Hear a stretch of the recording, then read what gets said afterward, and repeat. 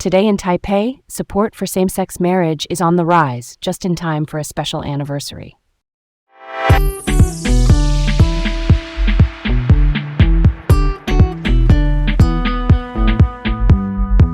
I'm Leah. And I'm Garrett.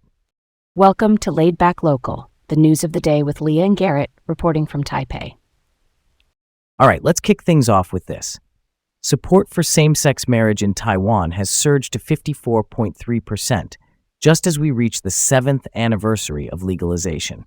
A quick note on the source. These numbers come from the Taiwan Equality Campaign, an advocacy group that researches LGBTQ+ issues and public opinion. Their April survey shows support is up about 12 points since 2019. Approval for joint child adoption by same-sex couples is at 67.2%, and backing for gender equality education in schools has climbed sharply since 2019. It's amazing to see that momentum. And here's where it gets really interesting.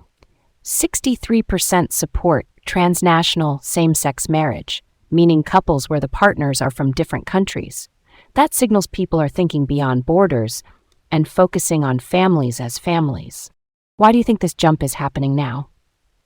The survey points to changing social attitudes, and the big rise in support for gender equality education likely plays a role.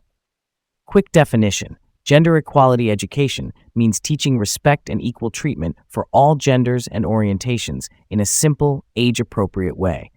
When those ideas are more accepted, public opinion tends to follow. That tracks with what we're seeing here. Okay, let's move on. Hualien County councilors have backed the railway elevation project, clearing a major hurdle even with cost concerns still on the table. Here's the quick picture. The plan would elevate an 8.5-kilometer stretch south of Hualien Station to remove 7 level crossings. Level crossings are where roads and tracks intersect at the same height, which can be dangerous in slow traffic.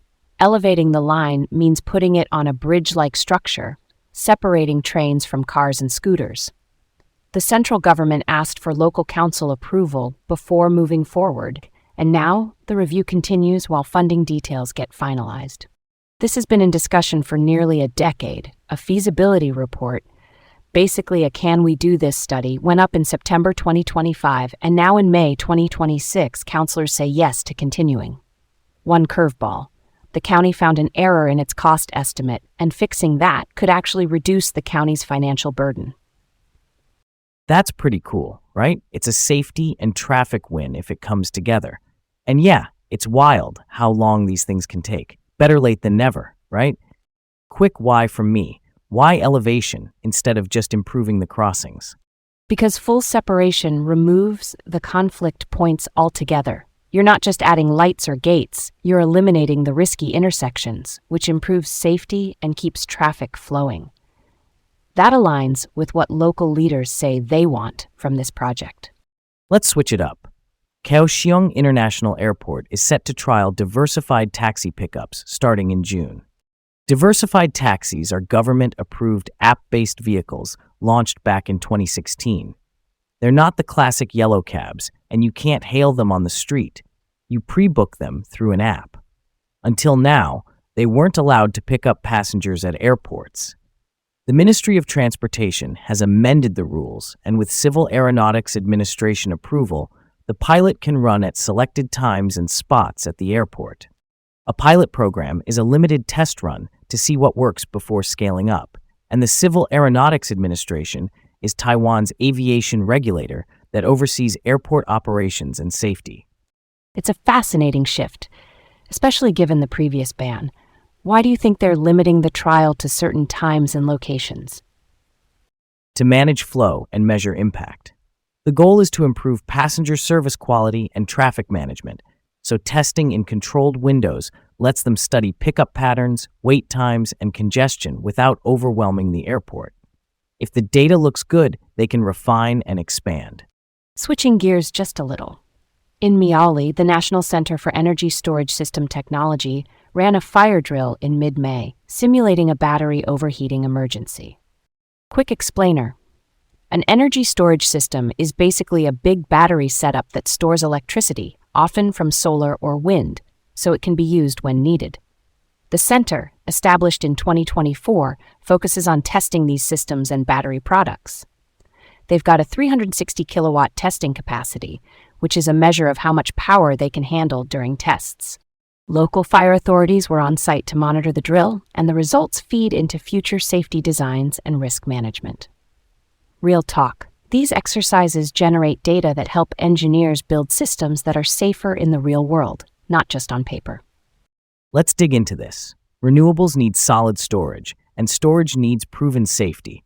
Drills like this get ahead of problems so communities aren't surprised later.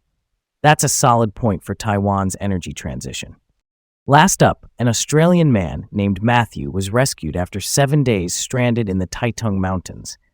Here's the timeline in brief. He went hiking solo in early May. When he didn't return, friends reported him missing the next day. He survived by collecting rainwater and sheltering in a cave. Rescuers made contact about a week later using drones to locate him, and then guided him down on foot because the terrain wasn't accessible for helicopters.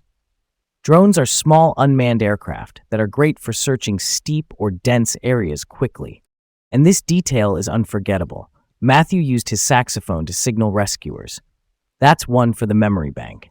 This one really resonates. It highlights how solo hiking can be risky, especially off the beaten path, and how modern tools like drones truly save lives when helicopters can't get in. I'm glad he made it out.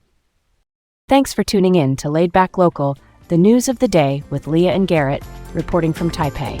Have a great day and join us again tomorrow.